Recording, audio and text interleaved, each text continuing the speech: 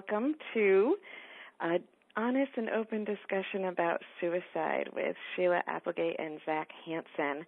I'm Sheila Applegate, and I just want to start our evening out asking for a blessing on our time together. So I ask that we are blessed here tonight by the divine, and that love prevail.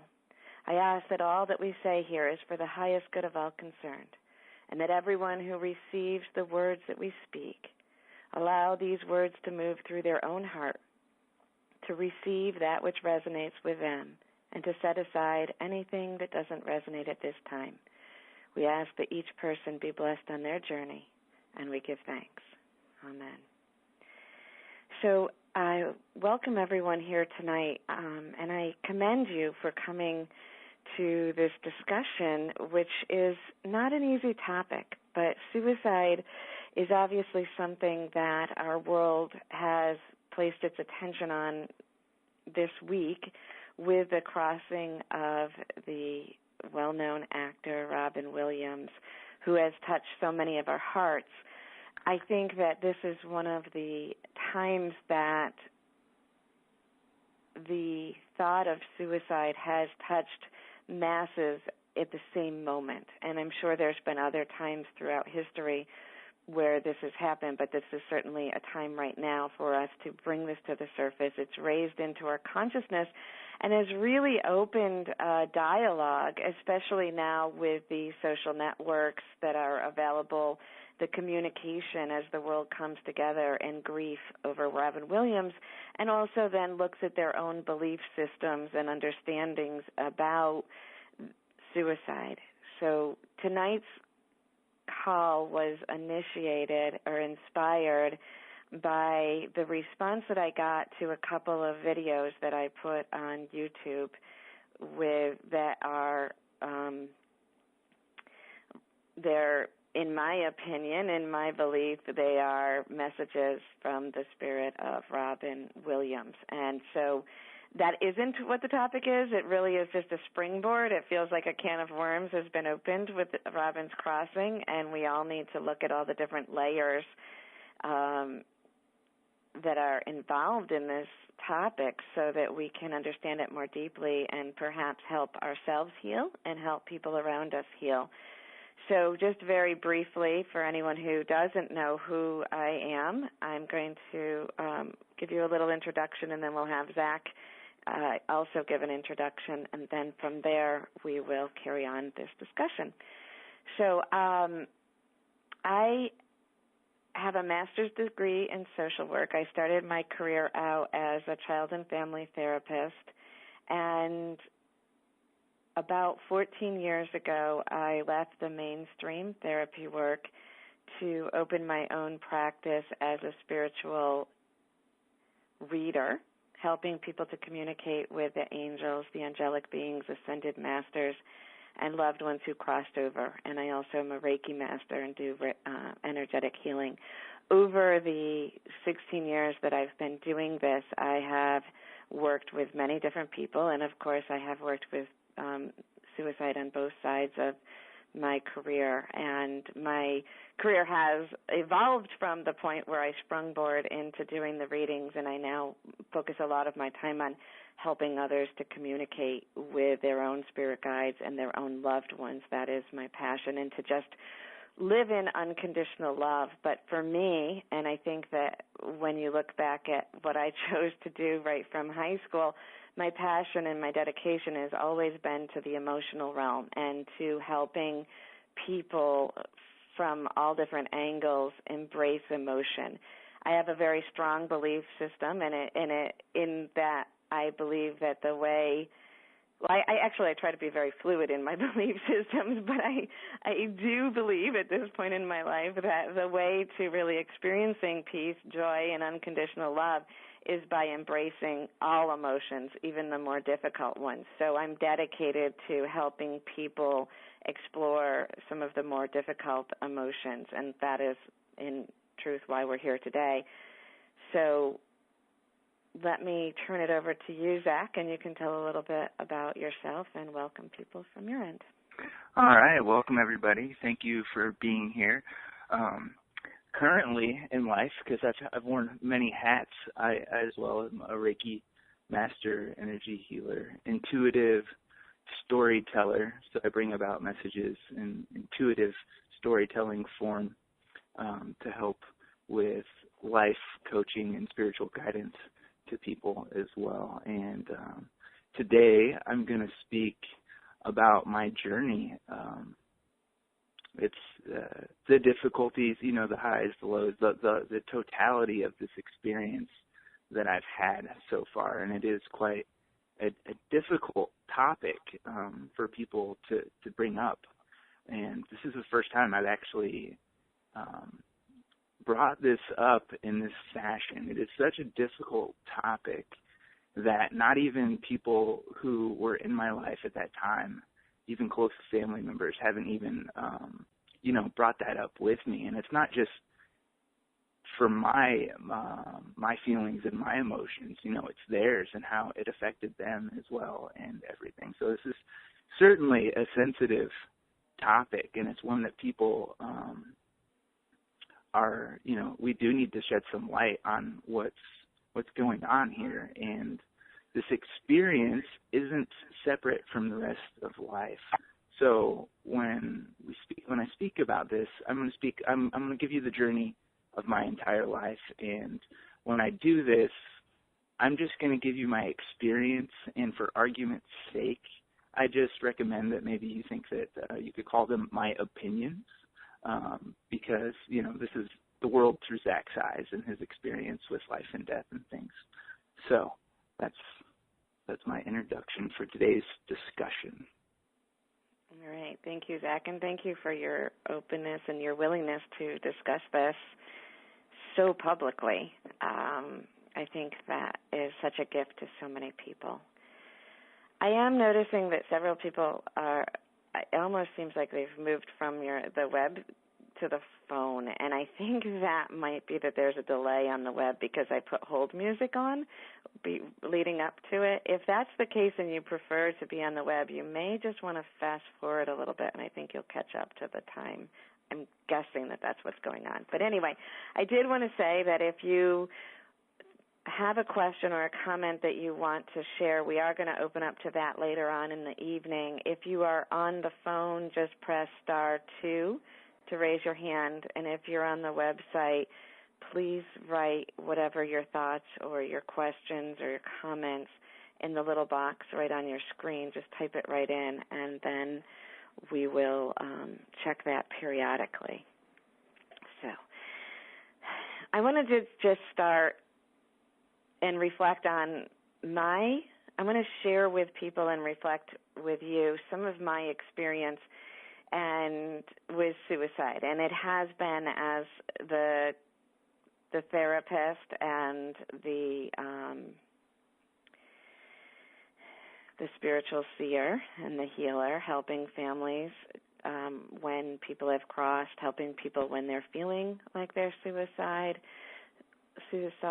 and some of that. So I actually, as I was preparing for this evening, I realized that this actually went back to high school, and I had actually blocked that out of my mind, but I remembered that one of my close friends had at one point during high school taken an overdose in an attempt to kill herself and called out to me during the process of it. And so at that point, as a young teen, having her on the other end of the phone but asking me not to tell anyone, I was put in a very difficult position as still a young child. And, of course, at that point, I did make the choice to override the immediate request not to tell anyone and to get her help. And luckily, she was able to move through that and heal and move on to a very happy life. But I think that memory surfaced back up again to remind us also that this is an epidemic that crosses all ages. I was also thinking about my earlier years as a child and family therapist, and I worked with severely emotionally disturbed children, was the title, SED children, and faced children who were threatening suicide several times. And as I reflected back on those days, and I have to tell you that those days are dating back, like I said, I've been out of the field for 16 years, and some of these memories are dating back in my earlier career, so we're talking more like 20, 25 years ago.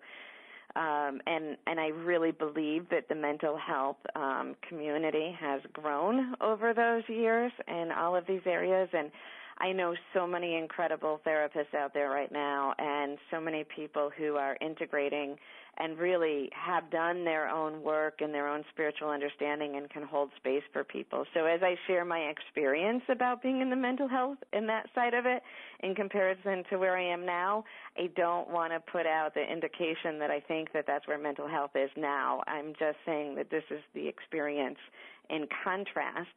Because as I remembered back to my earlier days, and of course I was new and young at that point too, and a little bit uncertain, and I remember being in the hospital with children bouncing off the walls as we were trying to get them evaluated after they had, talked about or attempted suicide, and them just crying and saying they just wanted to go home.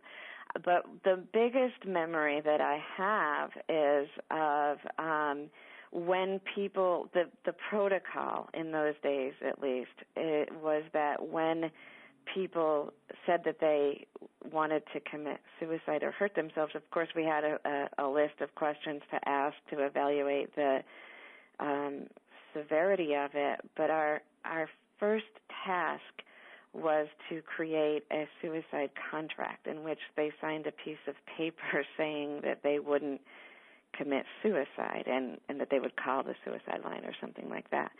And in reflecting back on that now from this point, my thought was that, what a lot of us do in these situations, and I think why this is such a vital topic right now, is that when we hear that, our instinct is to protect ourselves, and it's such a frightening topic that procedure was basically placed down from the idea of, as soon as somebody tells us this, that we're then responsible and that it's our responsibility to keep them here or at least to prove that we tried. And I think that we've come a long way from that, and certainly on my journey now, one of the huge, and I say that to you because the contrast to where I am with that now, when someone comes to me and says that to me, that they are feeling like they don't want to live or have these thoughts, I am able at this point to hold a space of unconditional love and grace and non-judgment and reflect back to them that I feel safe in them discussing this and safe in whatever their feelings are, that they don't frighten me. And that's why I bring up my earlier years and the protocol and in my own feelings back then compared to now, and why I think it's such an important topic for us to explore in ourselves. So, if you came on the call because you're around people, because you know people, because you've experienced this, you've had thoughts of it, I think it's so important to be able to bring, and I thank Robin for that, because we're bringing this to the surface to discuss it and to make it okay. And what I'm actually finding as I work with people on the spiritual journey of awakening is there's a whole spectrum of that, but to be honest, I think that it's really normal for almost everyone at some point in their life to think, oh, I'd be better off dead, or would I be better off, or, beliefs of heaven are so, that heaven is so much better. How could we not at times almost long or wish for that? So I think to normalize the fact that we have these thoughts will reduce the fear that all of us feel, and then when we share them, the fear that's reflected back to us. So if we realize that these are actually normal thoughts that come through our head, that maybe we're not going to act on them, but the fact that we can at least explore them. Because one of the things that I feel about emotions is that any emotion that we're not willing to explore is going to come back and hit us in the face. So this is why now when someone comes to me, I hold a space for them to explore that. I have the intention of them staying here on earth, and I guide them to see hope and possibilities for that. But first I listen to them, and I let them experience the feeling, and I hold a space of safety. And this is kind of across the spectrum, and before I move into working with families as a seer, I want to say that one of the more unique reasons that I've had people coming to me that don't want to live anymore is that they've actually had near-death experiences. So for someone who has experienced the vibration of heaven through a near-death experience, or someone even who has reached that bliss through meditation and just longs for that space. And so early on in my career, after leaving the mainstream, I had someone who had recently had a near-death experience, and she was having a really hard time being here. So it was a different and unique way of me honoring the beauty of the other side while at the same time helping her to anchor herself back into this powerful and beautiful life experience. Zach, did you have anything you wanted to say, or do you want me to go on to the experience of seeing people after they've crossed? Yeah, just go ahead, and I'll touch back on this a little bit here when I start talking. Okay. So before we move over, because Zach really wants a chunk of time to kind of walk through his experience in his attempt with suicide. So let me just take this topic a little bit further here and say that as a spiritual seer, I think there's so many beliefs out there about what happens to people when they die. And a lot of religions do invoke fear in us that when you commit suicide, that you go to a holding cell, or you go to hell, or you stay in limbo. And I do actually understand where that comes from, and I'll explain that to you, but I think it's so important for us to look at the beliefs or things that are told to us and to run them through our own heart and say to ourselves, do I actually believe this? Do I have any evidence that this is true?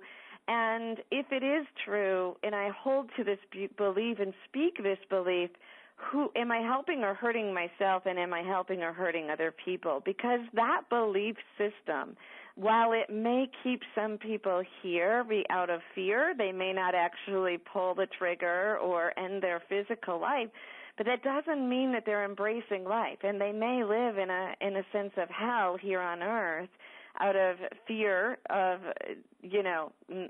not having any way out, not knowing any way out. But the staying here doesn't actually mean that they're going to find help and live a joyful life or even overcome what's going on with them.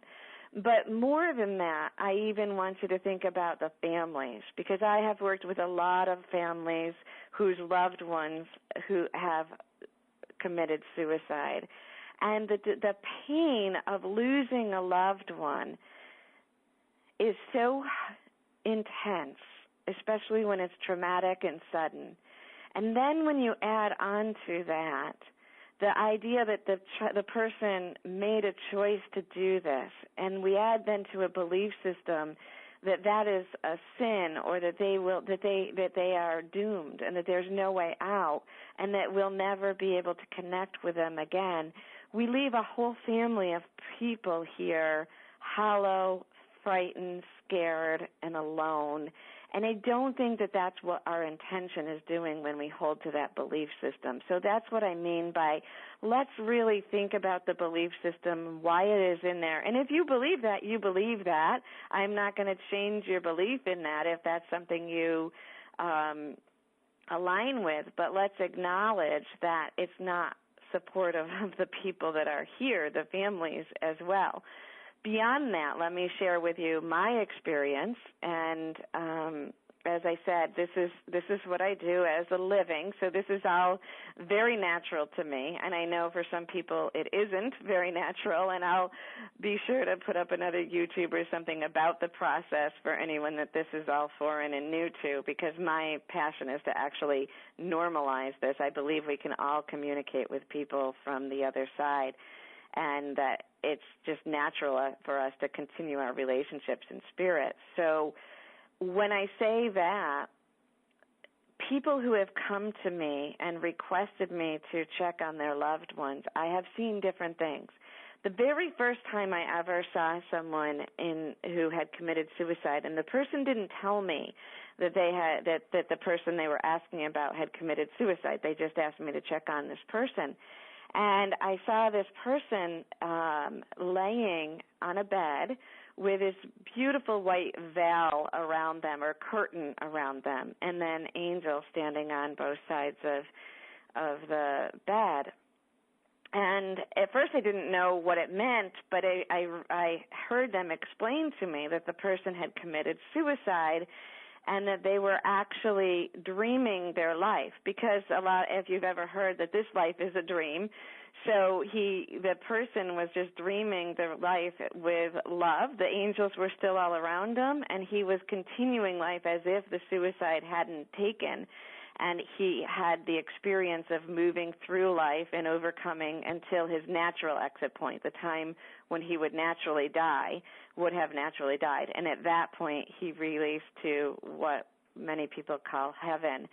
So he wasn't in any more pain, not necessarily in any less pain. The love was still there for him to receive, and there was a period of time for him to continue to just so.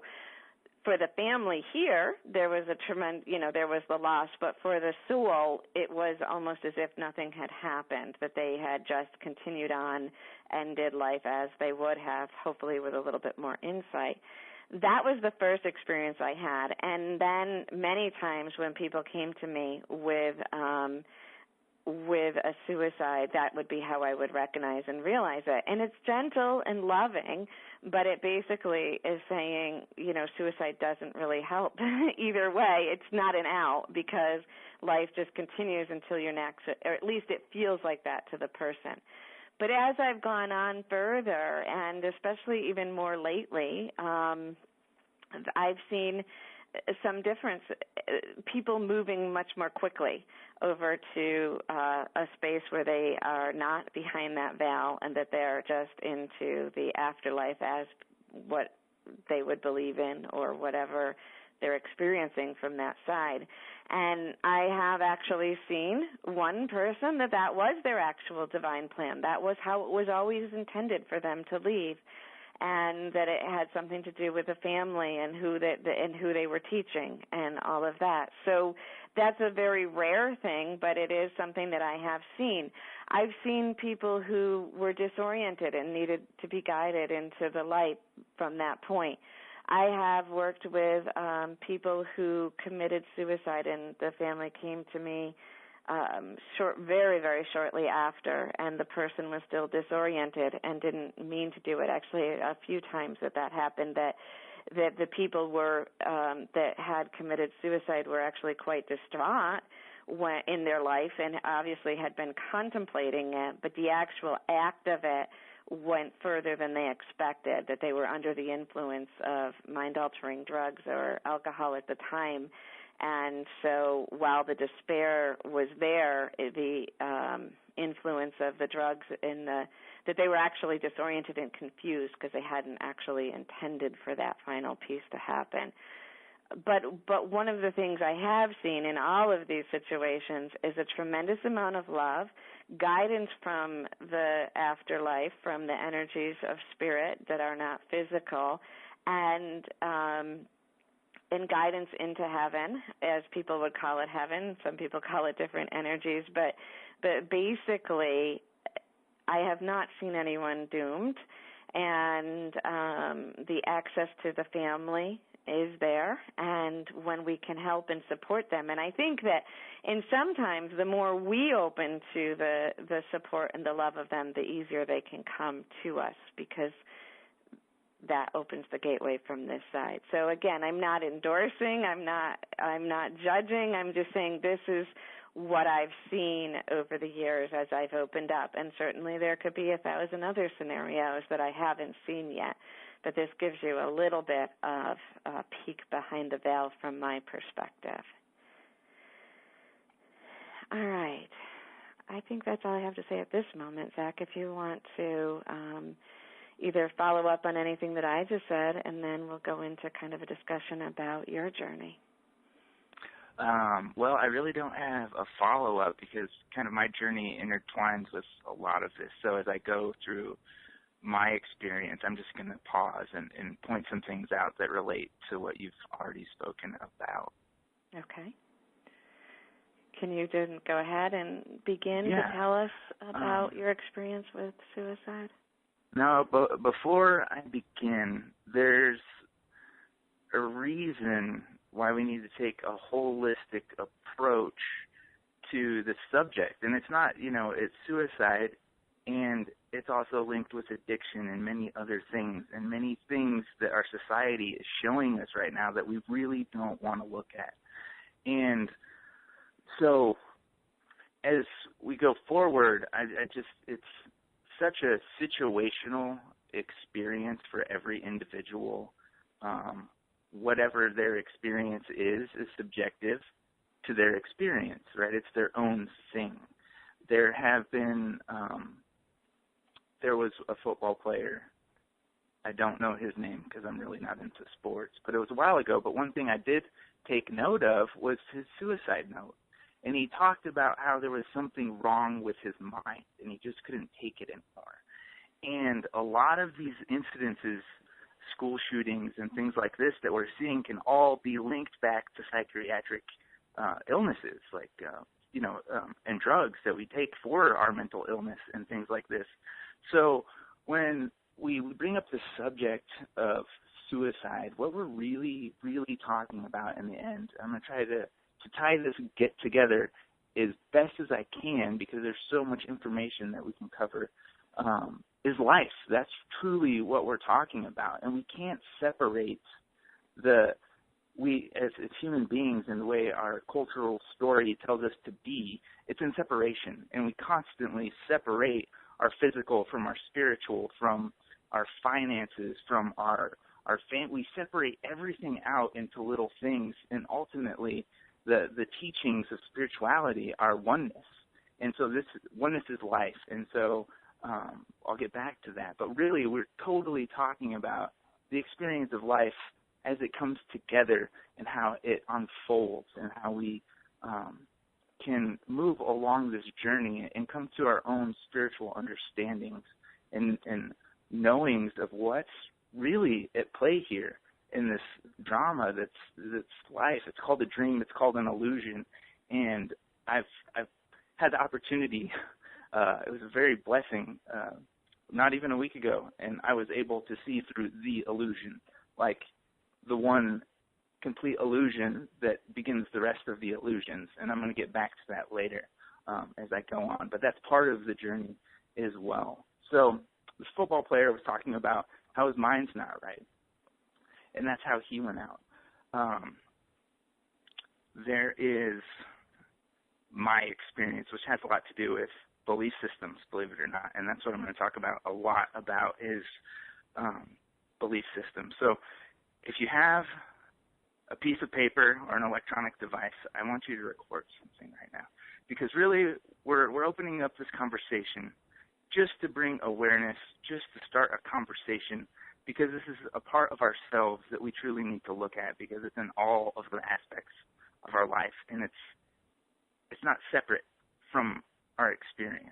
So, and that is this: all your beliefs dictate your behaviors. Your belief systems dictate your behaviors. Okay, this is important because this is a key understanding of what it means to be a human being and how we function. One of my passions in life is actually to the best of my ability, is to truly understand what it means to be a human being. Like, then this is part of my my journey that I'm going to speak about as I get to that point where I wanted to leave, and I acted upon it. But that's my passion. My passion truly is that I love humanity so much. My passion is truly about loving and embracing this experience. So that's like the underneath of it all. It truly is a message of unconditional love and unity and oneness and things of this nature. But the key thing to understand and I'll get back to this, of course, but I'm going to repeat again. Beliefs dictate behavior. It's part of the human experience. So I'm going to start from the beginning of my life, that is, and as far as I can remember it, because it's important. It's part of this entire process that I've been through to get to where I'm at. So when I was younger, it was kind of a rough start to begin with. There's a few times that I remember where it could potentially have been an exit point for me at a very young age, and this is earlier than 3. And I look, as we brought up this conversation that we're going to do this, and we're going to make it very public. I've had to review all of my life, coming up to this point, and all of the feelings, and all of this is just like, not that I've even called it forth, but it's just been there for me, so I can experience it over again to share it. And it's been a very intense time. But so I was looking back, and as a kid, I actually used to get into some chemicals like under the sink and stuff. So there was a couple times where my mom had to call the emergency poison control to get me to be detoxed. And so I look back now and I think, wow, that's kind of where I was headed from the get-go. So, and almost drowning one time, like that was an exit point. So it's kind of a rough start to get from the get-go. Now, something about my experience, a lot of it had to do with my mother. So I'm going to talk a lot about her, and I'll have you know, my father was deceased before I was born. Okay, so he was not really ever in the picture. And it wasn't until much later in my early adult life where I was told when I was younger that he died of diabetes. And later, one of my family members came to me when I was mature enough to understand. I was told that he actually committed suicide by drinking because he had diabetes. So there's the role of the father. Now the role of the mother, I didn't really understand, and she's deceased now. She's no longer amongst the living. So I'm going to talk about some details of her experience too that I got to experience, and she's not around, so it's okay for me to talk about them and that stuff. So my mother is actually, she's mentally ill. As I was growing up into my teenage years is really when it took hold, when I started to understand and see it. And I couldn't tell you how many things I could diagnose her with because there was just, it's like a smorgasbord, it felt like, of so many different things that she was going through. So when I was younger, about the time of 3, she met a man, and we moved from Colorado, and we moved to Michigan. And this is where things really started to get hard for me. And the hardest part was, this is when I started to realize that I didn't want to be here. And I couldn't understand all of the hurtful expressions that were going on within my family. Like there was a lot of abuse that happened. It was very difficult. And as a child, those things are really hard to understand, especially when you have the idea like, hey, I know that humans, you instinctively as a child, this isn't acceptable behavior. And so it's very painful. And so as time went on, I was about 8. And knowing this, knowing like, hey, human beings can really do better by each other. Like there's obviously something wrong with this picture. And so I've always had that knowing that something's not right with us from the very beginning because of the experience that I had. So it all started actually when I was 8 years old, was the very first time I thought about suicide. And it wasn't even a thought. I literally had a butcher knife on my wrists outside at a picnic table. And it wasn't a cry for help. This was the decision I was going to make at that age because I didn't want to be here. Because I knew this place is fucked up. Okay, I'm going to be very candid when I talk about this experience. So going back to talking about the kids in the hospital and things like that, and going back to the world today and just this phenomenon that Sheila has helped pioneer and helps other people bring to light is that they can continue to speak to people after they pass on from this density or this frequency of experience that we call life as a human being. And there's a movie out right now. It's about a little boy who has a phenomenon where he's been to heaven. He had a near-death experience, I believe, and he's in heaven and he knows all this information, and it totally turns the family's life upside down because it's just like, how can this be, right? It totally, when we understand, like, most of us can't talk to the other side. We don't know that life is still existing, still going on, still has this experience. And then we have sensitive children that come into this world and they know better, right? And they have to deal with this harshness of the cultural story, the belief systems, is really what's running amok right now of this experience we're having as a culture. So just to tie that back in with what Sheila was talking about at the kids, not wanting to be here, it's because they're extra sensitive to, how life truly is and not how we've distorted it to be. So 8 years old, on a picnic table. Obviously, I didn't do it because I'm here.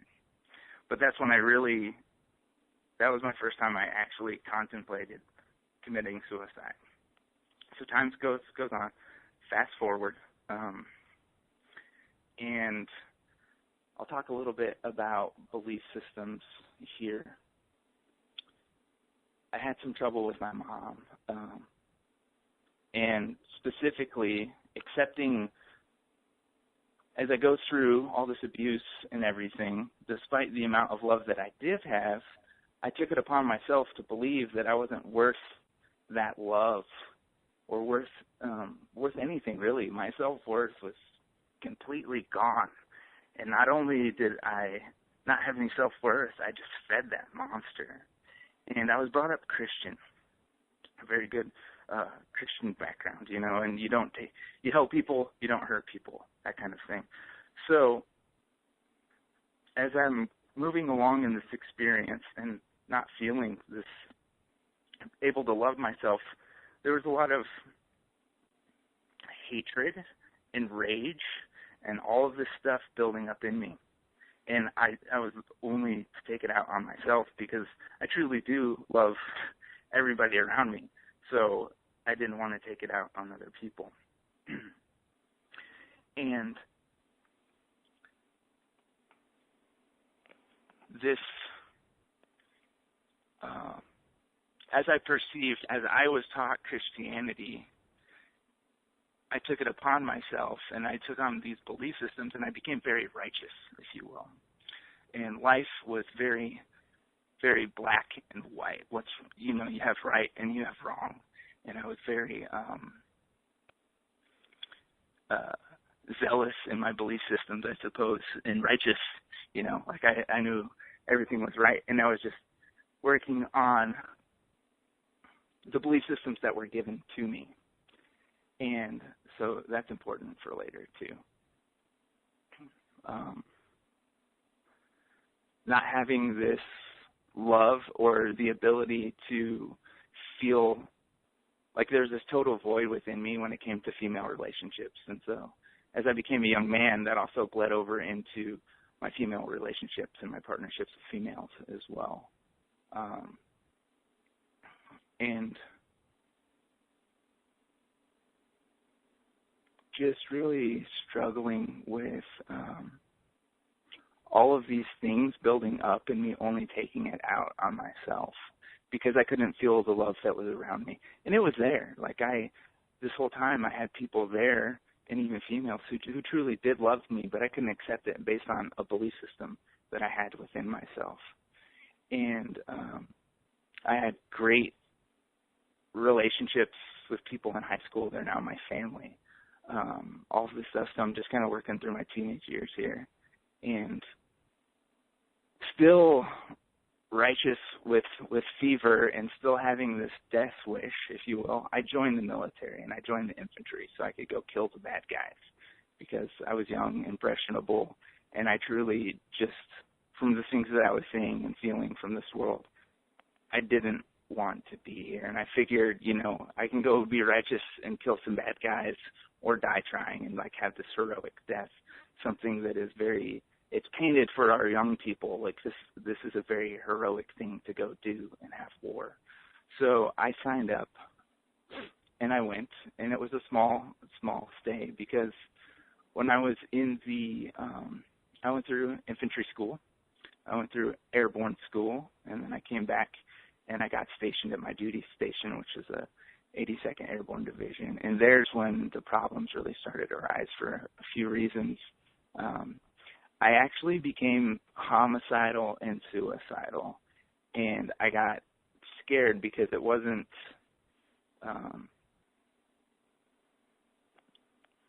it's something that I really had to just hold on so tight not to do. Like, I was holding on and holding on and holding on because I just knew it wasn't, and it didn't necessarily feel natural either, but these things were happening to me. And I checked myself. I went to go talk to the counselor and stuff because, I'm around live ammo all the time, all this kind of stuff. It was very readily accessible to have something happen to myself and to others. And so I went in there, and of course, when you tell somebody in the military, first of all, it's looked down upon that you go to have any type of health care, period. But you go if you got to go. So I went, and then they, of course, tell your commanding officer and so on and so forth. So I had a lot of pushback from that, too, because people, like everybody was watching me and things. But it turns out that I checked myself into the hospital eventually there in the military, and they diagnosed me, and they basically say, there's nothing wrong with you. And the commanding officer comes in, and he sees that I truly don't want to be there, and because it was a really horrible place to be. I don't need to get into a lot of it, but it's not, it wasn't a place for me to be. And he lets me go, and he writes up my official chapter papers. It's an honorable discharge, but he basically said I'm not fit for duty. Okay. So they checked me out there, and I get home. And life continues, and this is when it was kind of bittersweet because I wasn't there in that really horrible place. But when I get home, I start to get into drugs and alcohol. Because inside of me, that fight wasn't over. Like, there was this belief system that still kept growing, and it turned into self-hatred and self-loathing. And so it continued on, and I kept feeding it. And so drugs and alcohol became, and sex, they all became my outlet. And I actually tried to overdose on drugs several times, and it didn't work. So eventually, I just, in the midst of this, I'm going to work full time. I just start college, and there's some living arrangements that change and stuff like this, and there's a female who is in my life. So all this stuff's going on. I'm very self-conscious, self-loathing, all of this stuff happening. There's a lot of, it's very confusing to those around me because if they look at me and my living situation, everything seemed to be okay, and there was, nothing to have problems with. And this is such an internal experience that it's really, as if you're having these thoughts and feelings, it's really hard to talk to people about it. That was one of the biggest things for me is when I didn't think I could ask for help, and I didn't even know how to because this is something so severe. So in the midst of the drugs and the alcohol and stuff, one night, I had a bunch. This is not premeditated whatsoever. It never has been. It wasn't. It's not something that I was thinking about doing, and it wasn't a cry for help. I had a whole bunch of people over at my house. We had a party, and I pretty much drank the whole fifth of Jägermeister by myself. And I had a bunch of my friends, very close friends, and we're partying and having a good time and stuff, and I'm just feeling a lot of pain. And I amplify the pain by putting in music that would, even amplify that pain. Like I was just listening, I was creating an environment to create more pain, and I didn't realize and understand what I was doing when I was doing it. And so that night, after almost a fifth of rum by myself, or not rum, but Jägermeister, I wake up when everybody else is starting to sleep. They're in the same room with me, mind you. Like, we're just all kind of passed out.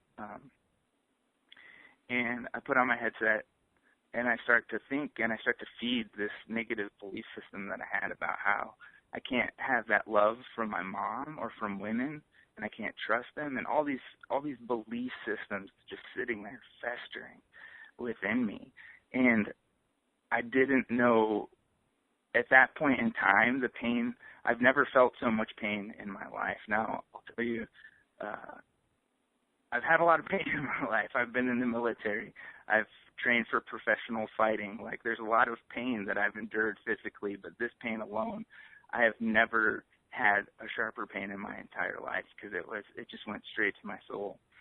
And so I didn't know how to run away from the pain that I was feeling. I didn't know a way out. So, of course, I was really, really drunk. Like, my vision was blurry at that point, but I decided to go ahead and grab that knife, and I did. And I slit both my wrists right there in the room with my friend sleeping. And I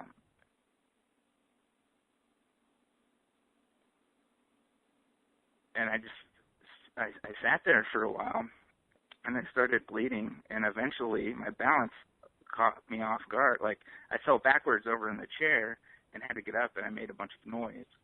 And at that point, people started to wake up and see what I had done.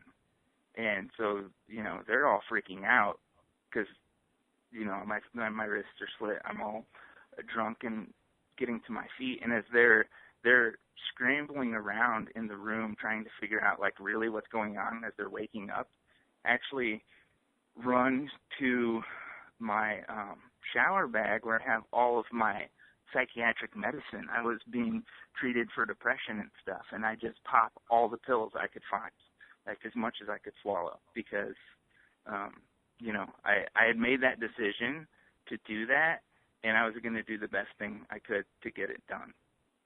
And so that was the moment I decided to truly take my life, is when I didn't know what to do with all the pain that I had created for myself. And it took me years to understand that moment. So in the moment, I really wasn't aware of what was going on, because I hadn't done a lot of the work that I did after that I'm about to tell you about. So I just swallowed as many pills as I could swallow and could find. Everything's really blurry to me anyway, so I didn't get them all down, but I did the best I could. And then as everybody's getting up and starting to figure out what's going on, I run upstairs, and I actually rummage through another drawer trying to find another sharper knife, but I can't see because my vision is just so blurry. And at that point, people, my friends were already calling for help. The ambulance was on the way. My aunt was informed and all this kind of stuff. And during this time, I would like to go for runs. I just got out of airborne school. You run a lot, especially when you're drunk and angry. That's a good way to go burn off some steam, is run. So I'm sitting there, and one of my friends says to the other one, watch him because he's going to run away. And I'm sitting outside, and as soon as he turns his head, I bolt, because that's exactly what I wanted to do. I did want to run away. And so I run for a while. I've been trained in infantry school, and they taught me how to hide, right, in the night, and even from flares and stuff. So ultimately, I could have went to my hiding spot and laid there, and I did, and they wouldn't have found me for a while. And as I was laying there was, this is ultimately what brought me back to life, is the love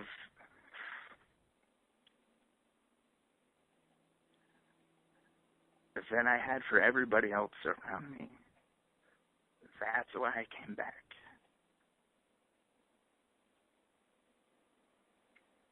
because I did love everybody else around me so much. So that was the night that I attempted suicide, and that was why. And ultimately, it was based on a terrible belief system that I had, but more so around the pain that I created that I didn't know how to get out of.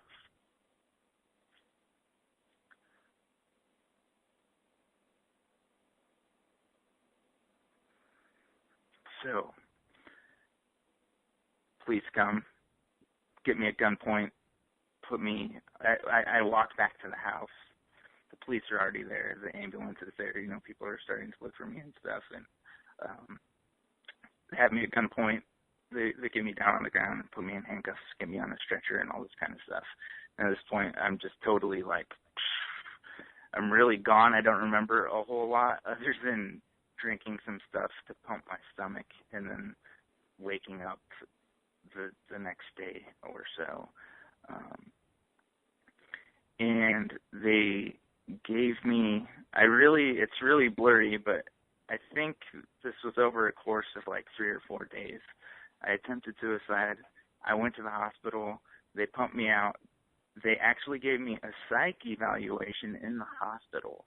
And because I answered the questions the way they wanted me to, I'm intelligent, right? So I'm not going to answer questions for them to put me into a mental hospital, first of all. That's just ridiculous. And so, but they also looked at my behavior as a citizen. And, I had money in my bank account. I hadn't given away my stuff. All of these things were put into the equation, and I just passed it off as I just got too drunk. Okay. So I get out of the hospital the next day, and I go home, and of course I'm tired because my body's had a lot of toxins and stuff to get rid of toxins. And one of the best things that totally did help me out through that is as I was sleeping, all of my friends just came in, my friends and my family. My older sister actually flew out to see me. And just having their presence there when I was in that time, they didn't have to say anything. They weren't even talking to me most of the time. They were just there. That really did help a lot to know that those people were there and they did love me. So my sister comes into the room and she talks to me in private, and she grabs my wrist and she looks at me and she says, "Do you know why you did this?" Now, at the time, I still didn't understand everything that was happening or why I was doing it. There was just pain, and I didn't really want to have to hear what everybody else had to say about the situation, because it's such a, you get so tunnel vision into this experience where you just feel stuck and you don't know how to get out. And so even though people may be giving you useful advice, it's really hard to hear them because you're just so focused on your pain or whatever it is that puts you into this point. And she looks at me and she says, "You don't love yourself. This is why you did this." And that really didn't sink in for a really long time. And she says to me, "You really have to do something." And this was a month or two later. She's checking in and she's calling. She calls me just to check in to make sure how I'm doing, because after that point, I had already hit the bottom of the barrel. When there's a difference between thinking about suicide and there's a difference about actually committing the act and wanting to leave. And it creates a tremendous break in your spirit and in your psyche that takes a long time to heal. And now I'm going to talk about how I'm healing from this experience that I have. So she's checking in with me, and nothing's really happening in my life. Let me step back. I get out of the hospital. I called in to work for the weekend because I worked in retail at the time as a technician, and I called in, and I was like, I can't make it. I actually went back to work the following Monday, and it was really difficult to talk to people. people didn't understand why I did what I did, and I didn't understand it completely either. So it was just a totally hard topic. I just knew that I was still here and things were going to go forward. So just so you know, like, when this happened to me, I still had to pay the bills. Like, I was still here and I still had to take care of myself. So I eventually dropped out of school because I couldn't handle that burden anymore and have to pay for, go to work full time and do all this other stuff. So I just continued on with life, and I never took the time to truly, like, understand and figure out what was wrong with why that even happened. Like, I was too afraid to look at it. So my sister calls me, and she's like, listen, you have to do something. And at the time, I was like, I had to surrender, and I said, okay, and she had a solution for me. And so I took her up on that solution, and it's one of the best things I could have done for myself, because it taught me how the mind works and how all of our beliefs dictate our behaviors. And so I went through this, and I totally fell in love with what was taught here, because it has the potential to help so many people, and it's not mainstream information. We don't teach this stuff to our children in schools, or as parents, growing up, parents didn't teach parents this stuff. And so it's very important to understand the mind and how the belief systems work. So that was a huge revelation in my life, was being able to, Can you say what the solution was, what she offered you? You said it was work with the mind, but whether it was a program or can you just... Yeah, it was a program. I don't think it's done anymore. It's called Winning Edge Seminar, and basically it literally was talking about the subconscious mind, the conscious mind, and how we create our own beliefs based on actions we have. So it was basically just a gateway for you to start thinking consciously about things. Right. That's it. I was able to understand how I created the pain for myself that I was going through and how to reverse it. But that also, as I'm going forward and making this a spiritual journey for me, that also opened my mind up to many different things. And one of the biggest things that happened to me, because I was on the healing path, and it was still hard and it was still intense, and over a short few years, many things had happened to me that were just revelations in my life. And one I'm going to speak about now is I didn't have the words for it at the time when it happened because I didn't understand it. But because I was able to open up my mind and release a lot of beliefs I had for myself, I was able to open up my mind and release a lot of the constructs that Christianity had ingrained in me. And a lot of it had to do with unconditional love. So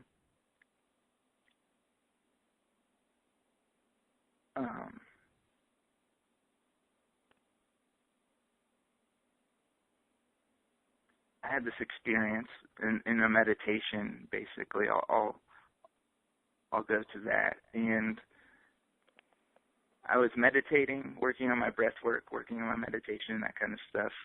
And I felt this energy in the base of my spine just shoot all the way up my spine, and it went out the top of my head. And in this moment, I had what is known now as a Kundalini experience, or it's been known for a while, but if you're familiar, that's what it was. And I wasn't alive. Like, I had no consciousness of my mind. I had no consciousness of my body. I just was, and I was in this sea, this ocean of all there is, and when I was there, it was just pure unconditional love. And that's when the divine came to me. This was revelational to my own experience because I know it's going to happen on the rest of my journey, but not only that, the divine communicated with me so many things to help relate to everybody else. And I'm just going to leave it at that for right now so we can leave some room for maybe some discussion. Well, I have a couple of questions for you, Yeah. actually. You talked a lot about the emotions leading up to, and you were very candid. Thank you for sharing so candidly and with such raw emotion the experience, because, like you said, nobody talks about it. And so I think that just having said that and offering that for anyone who wants to hear that, whether it's somebody who has lost a loved one and doesn't understand what led up to it, or possibly those last hours. And, of course, everybody is different, but you gave an insight into a possible thought pattern of that. And one of the things that you have said to me is that people, and you referenced it here, people don't talk about it. So, first of all, I want to thank you for being so open with that.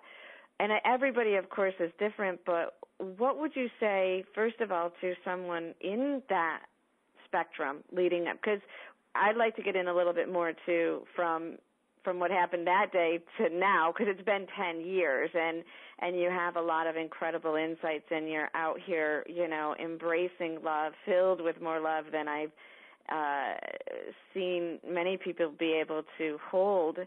But in those earlier years or leading up to that, or someone who is maybe either a loved one who has experienced this with someone or someone who is in that closer to that state, is there anything you could offer them, having been at that point, that might be helpful to them, that comes to mind at this moment? The biggest thing, then, and I hit on this a little bit earlier, is that you can ask for help. Now, I know there's a lot of different people out there having a lot of different situations. And if you don't feel like you can ask for help from somebody around you, there's most certainly an unfamiliar face who is ready to be there for you.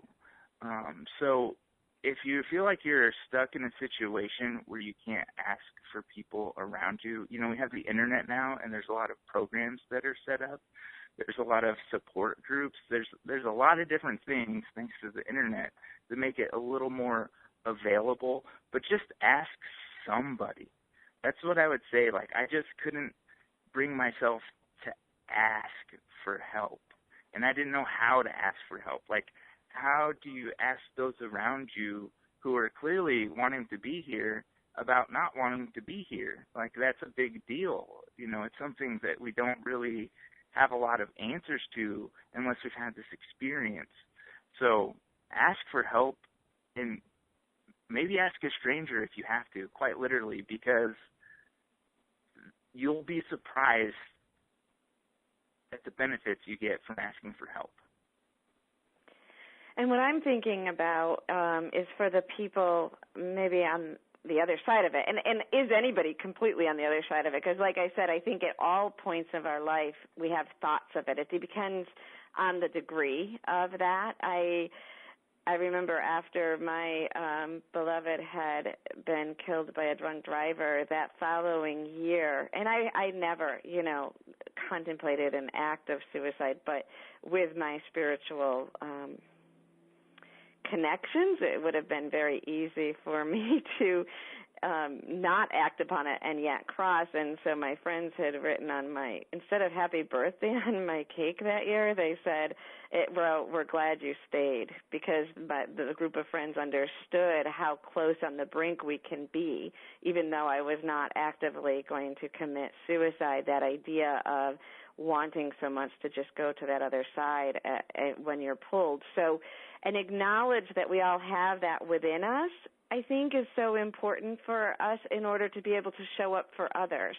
Because if you're not one of the ones who is on the brink of actively thinking of suicide, but if you can't, you got on this call or you're listening to it on YouTube later, if you can look, you're looking at this, and so thank you so much for looking at this, because the more we can do to look at our own belief systems and to acknowledge the feeling of sometimes thinking that life is hard, the feeling of not always being happy with the way the human experience is playing itself out right now, when we can look at those darker sides that in our own life, even if we're not on the brink of suicide, or even especially if we're not, then when someone comes to us or we sense that in someone, we are one of the ones that they can come to. We are someone that isn't going to be afraid by it, isn't going to shut it down because it's triggering too many things. So I guess I would say to the people that want to be supportive for others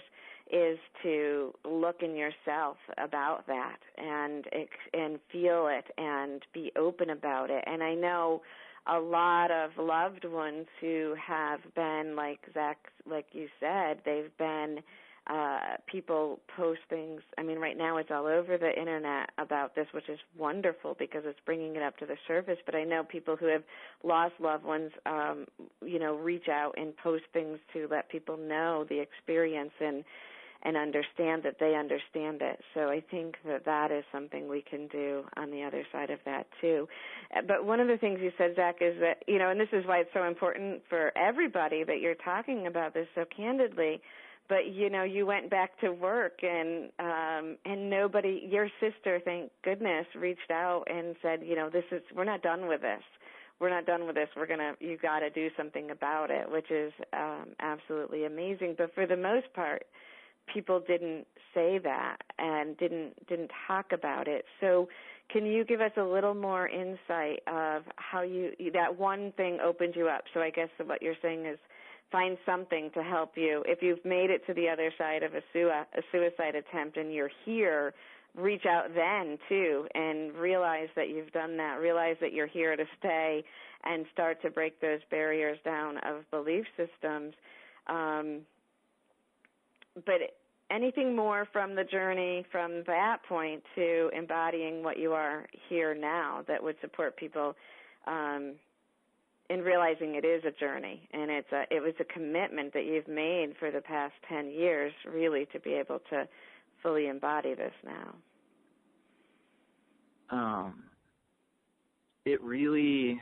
I actually didn't understand the amount of information that I have to talk about this whole experience. So, the asking for help and exploring our humanity, the reason I understand compassion to be something very important in the human experience, and this is why I'm sharing myself with you, and I share myself with anybody who asks, because as one human being to another, as we move in our belief structure as a cultural story from fighting over what's right and what's wrong and moving into what functions and doesn't function, because that's really what's happening right now,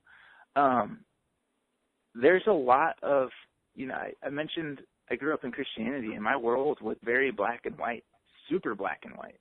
It was either right or wrong. You're going to heaven or you're going to hell. You're damned or you're not. Like, it was just so that way for me. That was my experience. That was what I fueled, because that was my perception of how I was taught Christianity. I know that's not everywhere. So again, I'm just saying my own perspective.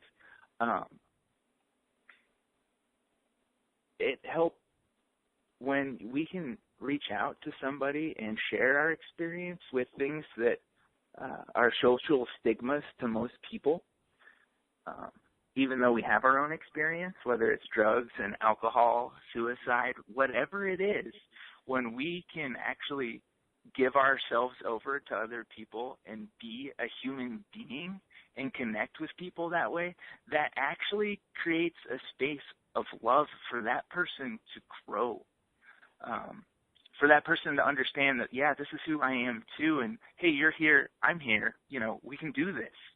So compassion is a big thing, and being able to, on either side of the fence, if you're working with somebody who is in a lot of distress or has attempted suicide, or you're the loved one trying to love them, it's really a matter of just totally being so open and so honest with life and all it has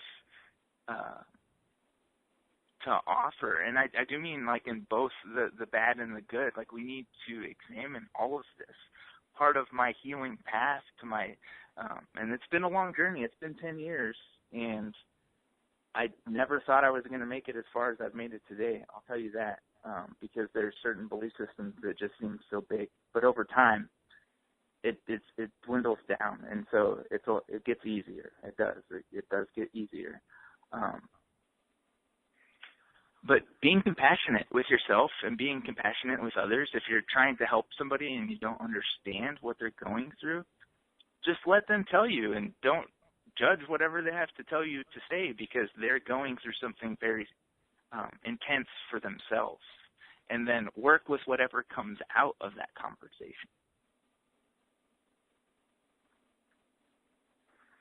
So that would be some advice I could give to both people, is just let it all out. Let it be there. Don't judge whatever it is, you know. That's a big part of, as you work with a lot, Sheila, you know, the emotional side of things is we repress emotions, we repress energy, and it becomes very unhealthy because we don't express energy that's supposed to flow. So there's a lot of emotional work that's had to be done as well. But just we have some compassion for each other and let it all out. And you don't have to agree with everything, but it's just important to be able to express whatever it is you're feeling. One of the maybe triggering thoughts that came out of the videos that I did with Robin Williams was the idea that we should look at creating a world where people want to stay. That we're talking a lot here today about the individual and what we can do with individuals, which is absolutely essential in our lives because everything starts within ourselves and within our family and loved ones near us. But what do you have to say about creating a world? To me, that was very profound, and I know I was the one bringing the message through, but I was listening at the same time, and it was sort of like an aha, yes, of course. Why not focus let's take this one step further. It's now a world discussion, and what can we do to create? And I'm not even saying we have the answers here right now, but creating a world that we want to stay in. And one of the things that you talked about was that even though you felt, even though you had this deep pain, that right from an early age you felt deeply the emotions of the people in the world around you. And I think that's one thing that we can look at Robin and say he witnessed to us. We don't have to know him personally, and we don't have to communicate with his soul to infer that he absolutely felt this world with such depth, what we would call empathetic, and he was able to mirror that back to us in a way that made us laugh and opened our hearts, and he absolutely challenged our belief systems without us even noticing, almost right up to the end. But he had such a depth and compassion for people, and his dedication to this world was so huge. And I think that is something that we're witnessing in people too right now, is it isn't even just that you have to have certain personal problems or issues. It really doesn't matter. Like you said, on the outside, you looked like you were, successful, happy, friends around you. Everything seemed like it should have been great, but the immense feelings of taking on the world at this point, we all have different levels of being able to understand that and move through that. Any thoughts you have about that? Now, after I go through my training and learn about the mind and have these opening myself up to true, for my true spiritual knowledge, understanding, and experience and embodiment, one of the things that took me a while to understand, it took me years to understand, and through this action of attempting suicide, as I was like revisiting, is there's this saying, what I do to myself, I do to another. And what I do to another, I do to myself. And so the harsh reality was when I did try to take my own life because of the pain I was in, I hurt the ones I loved the most. Like I created so much pain. Like we're not separate from each other. And this is what this is what the world is coming to. And that's the part that's always been the message, is oneness. And that's how we're going to create a better experience for everybody, is when people continue to start to wake up and to understand that we truly are all connected to each other.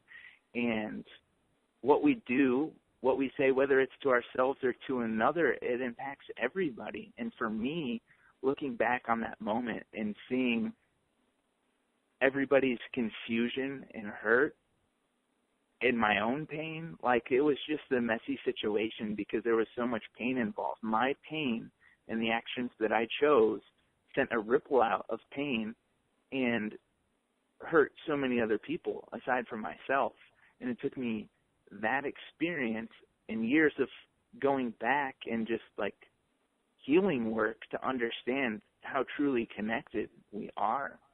So ultimately, that's where we're going, is we're going to a place where we all understand that we truly are one with each other and that we truly are connected, and that what we do to each other and what we do to ourselves, even more importantly, affects those around us. There's no way out of this equation because it's built into all of life. It's the unified consciousness, right? When we remember we're not just a single and separate entity. And I think that in those most despairing moments, it's when we're believing the illusion of separation, no matter what words are said around us. But when we feel, and in your case, the emotion of pain was what rippled out and had you feel the connectedness. Love can do it, joy can do it, and I think if each one of us thinks about that in our life, when we experience emotion, we can feel that connectedness to each other. And I would just like to say, for people that are maybe listening and saying, he went from such despair and not being able to love himself and all of this painful childhood and all of these things, can people truly heal from that, or are these just words? And I can tell you, as the one in partnership with Zach right now, that he embodies love. He truly, in every moment, is dedicated to knowing himself, loving the ones around him, and being truly honest. And I think that is the key. And it's hard. It is hard at times to be honest with ourselves. But once we start that journey, that unified consciousness, that love that is all of life, life itself moves us along in that direction. And so it's just taking that step and that diligence of moving in that direction. And I know, like, as we see a lot of times, people now say focus on the positive, and life will be positive. We have all kinds of little quotes about that all over Facebook and everywhere. And that's true. We do, the more we place our attention on the beauty of this world, on the people and the love, and we direct our attention there, the more we're going to feel it. That's absolutely true. But we can't deny the pain. We can't do that.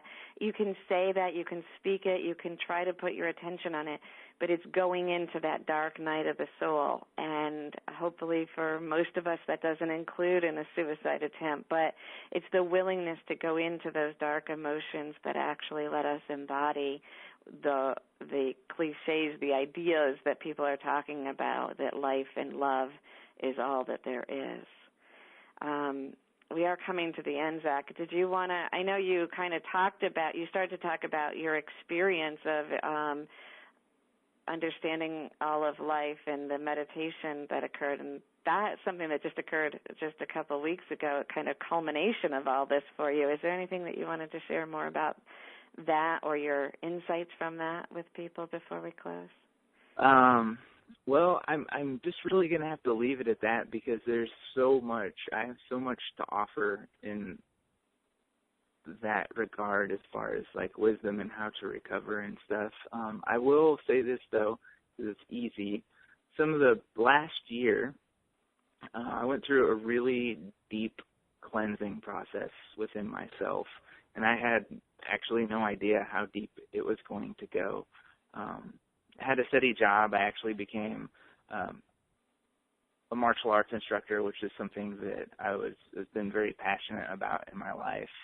It's a lot of great things, and then this cleanse came about to me, and so I was also able to understand a lot more of our human experience, and along with, you know, the emotional side of this experience, we also have a physical body, and as we mentioned earlier, or I mentioned earlier about medications and things like this, I went on to antidepressants and several other medications and thyroid medicine, just a lot of different stuff. And I can say part of the equation is our physical body, and our hormonal balance within our body is so important to maintain balance in a stressful environment.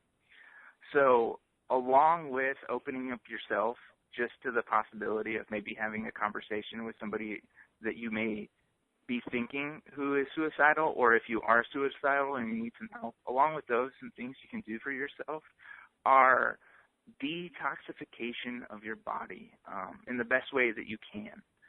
Get out all of the heavy metals that are in your body, and that comes with proper diet and exercise as well. So those things are really they might be little pieces, but they help a lot to just have this holistic approach to healing.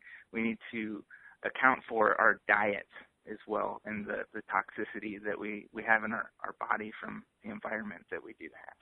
So be compassionate with yourself, be open, and just be completely honest. Like if you need to be with somebody you can scream and yell at, seek that person out, or just ask somebody to volunteer. Be like, I gotta just get this stuff out. Like it's the energetic repression that really festered within inside of myself. So that was a big part of healing, is to get all of that out. And if you can do that now, the sooner the better, because it just continues to build and to build and to build and to build until you break. So don't get to the breaking point, and find somebody with some compassion in your life and just ask for help. Take care of your body, exercise, eat right, get into some breathing exercises, that kind of stuff. Good. Thank you. Well, first of all, Zach, again, I want to thank you for your very candid and honest sharing. And to everyone who has listened here live, the web page that you came to for the live recording actually turns into, or for the live event, turns into the recording when we close this call tonight. And within the next couple of days, Zach will get this up onto my YouTube channel, Sheila Applegate, if you want to listen again or share with anyone who may benefit from it. And I hope that we have touched lives. We haven't gotten any questions in, but feel free to follow up with questions. Either, Zach, your website that people can find you at is? It's T as in Tom, A as in Apple, O as in Oscar, Ash, that's ASH, Zar, ZAR.com. That's TAOASHAR.com. Al Ashzar. All right. So you can find his email through that, and I'm at SheilaApplegate.com if you want to send me an email or find us on Facebook or write a comment under the YouTube if you would like to. And I hope that this is helpful. Basically, we just wanted to share this time with you, be as honest and candid as we could, and this is a layered, very, very layered topic, and the point is to start discussions, and the more we can just bring this out for discussion, the sooner we're going to fill this space with light. And hopefully let's even just go, hopefully in a generation or two, when people say the word suicide, the kids will say, what is that? I've never heard of that. So let's just let the light pour into this by bringing it to the surface. I am going to close with a prayer. I am not restricting anyone or aligning with any specific belief other than that life is love and that we are all divine. But I would like to draw our energies together so that we can infuse in ourselves and in the world the healing vibration that we desire. Dear Creator God, all that is, divine love, the universe, Mother Earth, and all the beings of light that we are and that are with us, we give thanks. We ask that the love and the light pour through us. We ask that our lives embody the truth and the remembrance of our unification, of our oneness. We ask that this love pour through us and out to others. Guide each one of us that we will find the way to embody unconditional love for ourselves and for others, and that we will hold that space for those who are ready in need of that mirror to their self. And we give thanks. Amen. Thank you all again, and have a beautiful evening. Thanks for taking your Saturday evening for such a deep and not necessarily joy-filled topic, but the joy is in the fact that we are finally have it here and that it is at the service for us to talk about. I give thanks to everyone who has ever spoken about it, has walked this journey, shared with others. I give thanks to you, Zach. I give thanks to Robin Williams for bringing this to the forefront, whether that was his intention or not. I know that he has gifted us with so many, pushed us and into new understandings and beliefs, and he certainly opened a can of worms, and let's use that opening as a way to heal our world. Thank you.